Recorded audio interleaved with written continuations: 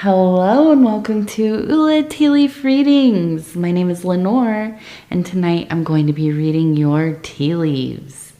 This is a horoscope for Gemini. If Gemini is your solar, lunar, ascendant/rising sign, then this is a message for you. All right, let's get started. And so, our card tonight is the Queen of Discs. We have this cute little butterfly right outside. Oh, and I'm trying to lift this while holding the cat. Whoop. Not in my face. Okay, right there, right on the outside. So immediately this energy of self-evolution, metamorphosis, and it cannot be contained. It just absolutely is on the loose. And so that's a good energy to start with. All right, let's see what these tea leaves have to say. All right, all right. And so if you have not subscribed yet, please think about doing that. You can hit the little bell. It'll let you know when the next readings are coming out. It is free to subscribe. All right. And so this is my first time filming in the new studio, trying to work out some of the little details. So you'll have to bear with me over these next weeks. But it is very nice and a little bit more room. Before I was filming kind of in a common area in the house. And so it was like really difficult to kind of keep everything quiet and be able to focus, right? And also be fair to everybody else. So I was filming late at night. Hopefully it'll be a little bit earlier in the day from now on. Okay, let's see. We have, I'm seeing a person right here, and they're holding up the Ace of Cups, and okay, I had to shoo the cats. They were digging through some of my altar box stuff. I haven't put out my altars yet, so they're kind of snooping. All right, so we have a person here. You can see, let me get my stick. We have the head right here. Their hand is upwards. They're holding up the Ace of Cups. Okay, so I feel like in this time, there is this real sense of just really deep emotions coming up. I mean, I feel like I feel like you're an emotional being, obviously, right? We're talking to a Gemini. But so often I think you have these kinds of moments where you're experiencing something, you feel very emotional, that kind of comes and it goes and you don't really remember every little thing about it. But I feel like in this time, there is this real feeling of this being kind of like a monumental event in your life. Now, I don't think that it is a formal rite of passage. I don't think this is like, you're getting married or you're having a child or you're graduating school or you're retiring. Not these kind of, standard life events that we think of. No, I think that this is something, I don't know. It feels like a very novel experience. So something new.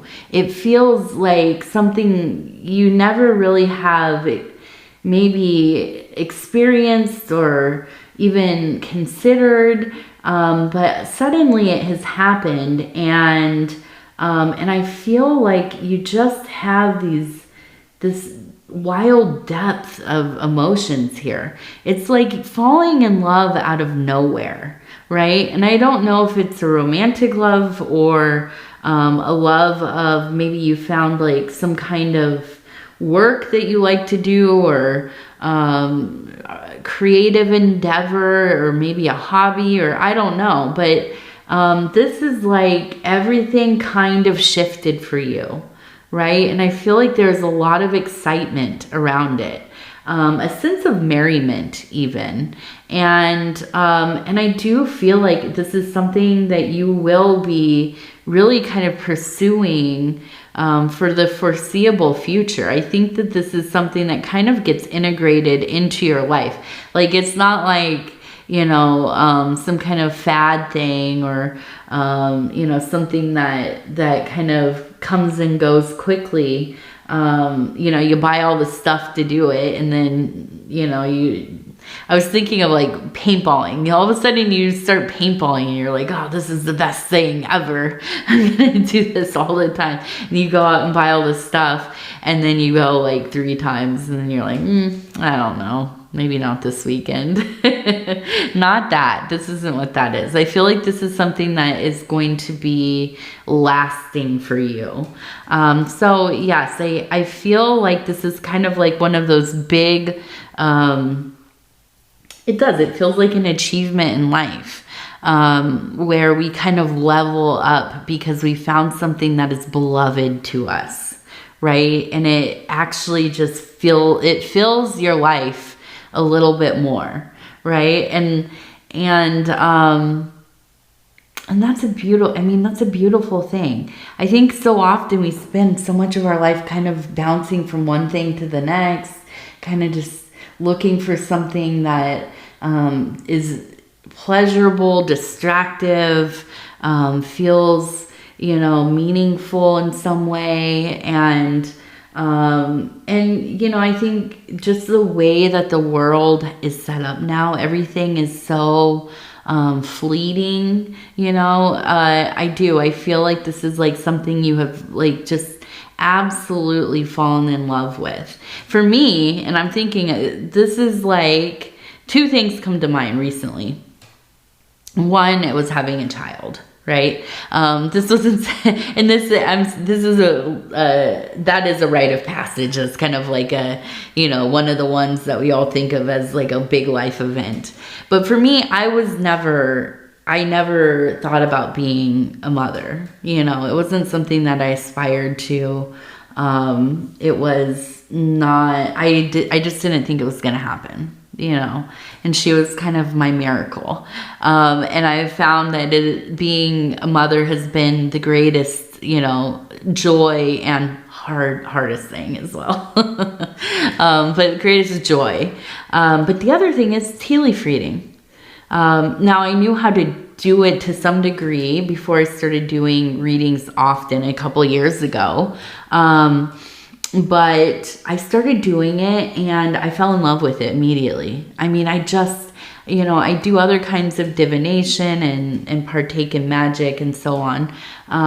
But I have never had this kind of connection to something. So I feel like it's something, maybe you're going to read tea leaves. I don't know. But, you know, I feel like it's something like this where you kind of fall into it. You kind of turn a corner, you look in a window at a store and you see something and you think, hey, that looks cool. I'm going to try that, you know, or you open a book and you read about, you know, something and you think, oh yeah, that sounds like fun. I'm going to try that, you know, or interesting or whatever it is. And so, you know, I'm looking at this and I'm seeing we have a person who is meditating and it almost looks like they're on a lily pad, which is a beautiful, beautiful image. And it calls up this feeling of being in those emotional waters, being in that kind of primordial soup, that thing where all of the abstracts and symbols and fragments and you know, the elements are existing, just being, you know, whatever they are in their purest form, waiting to kind of come up and be, you know, form together into some kind of concept, into some kind of form. And here I feel you just kind of sitting in your moment, in this moment, in your present state state, being able to kind of quiet your mind, maybe for the first time in a long time. And I think a lot of this has to do with finding a doorway that you want to go through. That kind of, that thing that we all have that's just always kind of, almost whispering to us like, okay, watch the next video, watch the, scroll, like, don't like, scroll, the next little treat or toy or, fulfilling thing that gets you through this day and this enjoyable moment that comes and goes quickly, whatever it is, it's just constantly in that hunter-gatherer mode, looking for things, content, information, media, whatever it is, different sensations, and it is insatiable, often. But then we find things in our life that speak to us on this deep level. I mean, it feels like not only have you found the door, but when you walk through it, you are coming home, right? You're finding that warmth in the hearth, right? There is a sense of just knowing it, kind of clicking into place and enjoying the challenge of trying to learn more about whatever it is, wherever you kind of lack information or understanding or technique, you are very devoted to figuring this thing out. Okay. And I feel like you are very present in the moment. I feel that you are, kind of sitting on that lily pad in that beautiful, water, and if you gaze down into it, you would see that it is the swirling abstracts of the universe. And, all you have to do is kind of take your hand and dip it in and bring it to your mouth and drink it, and there it is, that inspiration, that kind of, the sacred waters, right? And so, let's see here. What else do we have? What else is going on? So we do have some love. We have an arrow.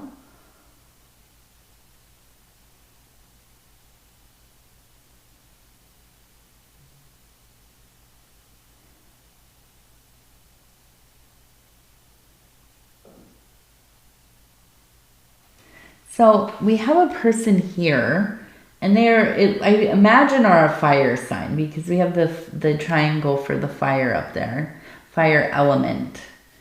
And it looks like somebody kind of holding on to them, but then up here I see another person who's kind of like bending over to smell this flower, and I feel like this person drawn to them. And I almost wonder if you have left a relationship, or maybe recently, maybe a long time ago, I don't know. But I feel like you had or have somebody who is just can't get over it. I mean, they just are clinging on to the idea of maybe, you working out someday, something going to happen, something, maybe they'll say the right thing in the millionth text, and you'll think, oh yeah, maybe I should try again, but I don't think that's going to happen. I think there's this feeling of really, maybe detaching from the idea of having a romantic life right now. Or maybe, and this seems more likely to me, that you have some kind of fondness for somebody.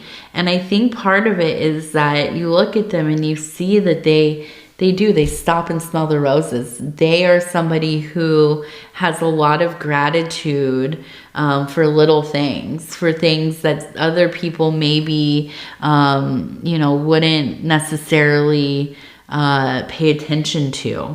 And I think for you, you absolutely dwell in the details of things.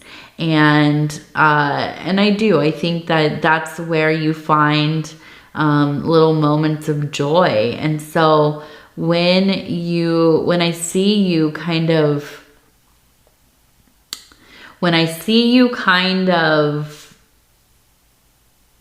looking to this person, there is a passion there.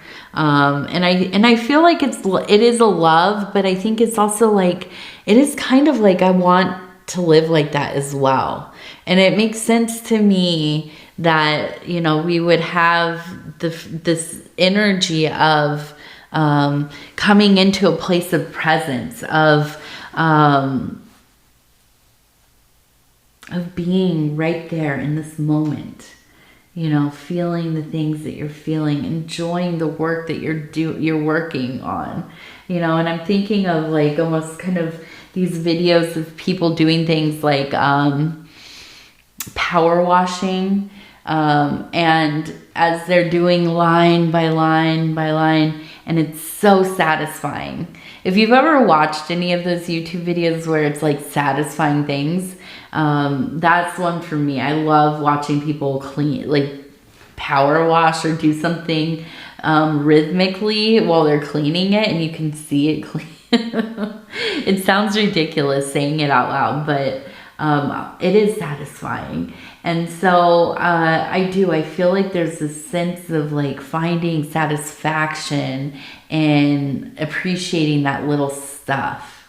And I do. And I think that's, the thing is that this past relationship, I think probably this person really was not, I get the sense that maybe they were kind of very like overtly negative about things, maybe pretty critical, and just didn't have very many passions, which is, I don't know, for me, I guess because I get so into the different things that I'm into. I'm so interested in a lot of different things and, whatever, that like when I meet somebody who doesn't have like, hobbies and passions and projects and everything, I always wonder, like, what do you do? Like, what are you into then? And I'm sure that they have stuff, but I don't know. I don't know what people do, but you know what? I have tried to, in my past, when I was young, date people like this, and it just never worked out for me because I just, whatever. So I could see how, being in a relationship with somebody like that, even if they're like the most wonderful person, it just is a misalignment for you because you are a Gemini and you are, a busy and creative and emotional and just kind of wanting to do this and that and everything in between. And, in that Mercury energy, it keeps you moving. So, having somebody that just kind of, what is that? Like an old fuddy-dud or whatever, just doesn't work. No, that's not to say that you left them so that you could be with somebody else. I don't think that's the case. But I do think that in the absence of that kind of real downer energy, you look to people who are, absolutely, whatever, fans and good at things and interested in things. They like to do stuff and work on whatever. I keep thinking in my head woodwork for some reason, like it's somebody that just has a passion for woodwork, but just there, it's a whole different world when you have been with somebody who doesn't really do that much of anything besides like maybe work and come home and, you know, complain and that kind of thing. And then you get involved with somebody who's like, you know, they have, you know, all these hobbies and they, you know, are invested in them and they're devoted to them. They take care, they take care with the things that they pursue. It feels nice to be around somebody like it, and it encourages you. It creates an environment for you yourself to kind of find your own things, and also, you know, not feel guilty about spending time with those things. I think that's a big thing as well. Now, we also have this person here, and it reminds me of maybe like an older woman wearing a dress and has a walking stick. She's got a star on her shoe, and it looks like we have the moon above her head. And I'm imagining, you know, something akin to maybe like a Baba Yaga or, you know, this crone witch kind of archetype. Now, you might hear me say Baba Yaga and you think of things like Hansel and Gretel, or, you know, the story of Baba Yaga as being this kind of, you know, evil figure that lives in the woods and terrorizes people. Well, to me, this archetype of the othered crone who lives in a hut deep in the forest is usually akin to women that lived on the fringe of the tribe because they were medicine people, because they were in touch with, you know, the plant spirits, the minerals, the animal spirits, and able to probably often make medicines and do different kinds of, you know, medical things, especially for other women, kind of women doctors of children, things like this, but also probably partook in some kind of, you know, a magical, you know, philosophy of some kind. And so, you know, often kind of demonized because they knew things that most people didn't, right? They had hidden knowledge, and that is powerful. And so kind of made into this scary archetype of like, oh, they might get you. They might do something to you that nobody can undo, you know? And so I look at this and I feel like there is a sense of maybe within your family and maybe you as well, having some kind of natural ability to probably heal, I would imagine. But also I think you are somebody who people relate to. You can speak to them in such a way that they can hear and you can hear them. You are a good listener. And I do feel like people, they come to you sometimes with their problems, they confide in you. And I feel like as you grow older and older, and now you don't have to be somebody who identifies as a woman or female or anything like this, but there is this crone archetype in all of us. We contain all of the archetypes. And so I do feel you, as you get older, maybe becoming somebody who's more solitary, much more choosy about who you let into your sacred space, who you spend your time with. And I feel like you really deepening your knowledge and your practice, your ability to perform these kinds of healings, your ability to connect in fellowship with people, to be kindred to people. And I think it only gets more and more powerful as you become more initiated in yourself, right? As you go through the individuation process. And I could see maybe you are or will go into some kind of counseling or, maybe Reiki or laying of hands, faith healing, something like this. Okay. Now I'm going to look at, we have an 8 right here. We have an 8 up here. So we have repeating 8s. We also have a C, and we have a C right here. And it almost looks like it's 1. Almost, maybe it's it looks like it's O-N-E. Maybe backwards. That's what I'm kind of seeing it as, 1. Also, I want to turn it and see. It just looks like a lot of C's as well. It's like almost like a name being repeated over and over again.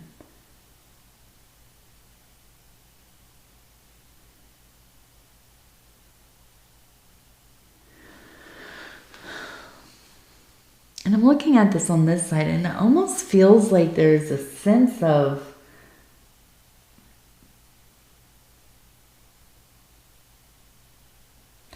it just almost feels like a brutality. Just like such a harsh nature from maybe like a teacher. And I can see we have this like kind of sad face. But having to really become this like, and I'm seeing like a knight here. This knight, and you can see her kind of holding something up, like almost like gonna hit. And I feel like there's almost a sense of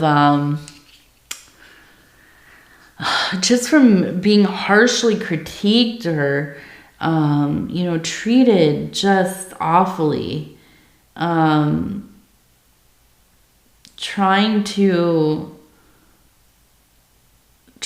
I guess I'm just thinking like it's kind of almost this feeling of internalizing like badness, being, feeling like there's something wrong with me, I'm unlikable, I deserve this, kind of feeling. And I feel, it seems like it's taken a lot of years to start to undo that. And for some reason, this is just coming up. I don't think very much related to other things except for, your overall composition as a being. But I do feel like there's something about this person coming up in your memory. Maybe it's an anniversary. Maybe there's just something around this. So I really hope that you take care when these kinds of feelings come up, when these kinds of memories come up, making sure that you are engaging your support system, that you are being extra kind of empathetic towards yourself. Because these kinds of rejections, or even if it's an aggression from somebody, just saying something to you that is very hurtful, negative, mean-spirited, where they're kind of like in this position of fostering your desire to learn how to create, and I keep thinking for some reason it's like something around maybe English or writing, or I don't know, something like this. But I just feel like it's stuck with you. Whatever they said, you kind of internalized as like a belief about yourself. And, and I think in a lot of ways, like we think of these moments as, oh, well, this made me stronger. I have a thicker skin because of it. But I think that, it really can be quite damaging, and it adds to a mythology of ourself that often it's not aligned with reality, right? And it's limiting. It becomes limiting. So I feel like there is really this sense of kind of untangling some of that and deciding that, hey, I'm gonna, you know, kind of dump this conditioning and reprogram myself, recode this thinking. And you know, that is also not an easy task, but it is so worthy. It is worthy work. Definitely.